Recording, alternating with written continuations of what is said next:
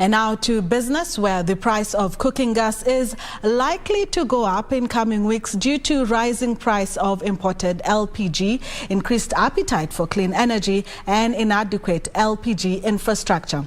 Energy Petroleum Regulatory Authority Director General Daniel Kiptoo says the remedy to this is Kenya should in the short term introduce an open tender system and spur competitive pricing along the value chain while developing the LPG infrastructure to allow regulation.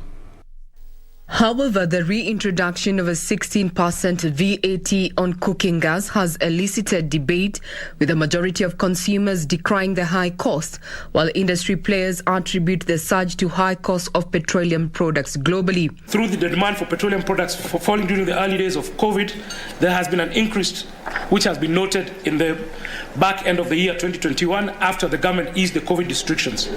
Despite not being regulated by the authority, you will see from this report that LPG consumption in this country has steadily grown and has recorded close to 33,000 by the end of 2020. We do believe consumption would have been much higher if were not for the interruptions that were caused by the pandemic.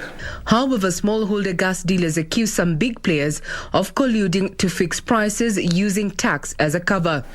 Kenya has a competitive petroleum and gas market comprising of 71 registered oil marketing companies and 1,665 retail stations as at 2020. Kenya has an ambitious target of attaining 100% clean household energy access by the year 2028. On the cost of power, the government is finalizing on plans for the second installment of the 15% retail price reduction.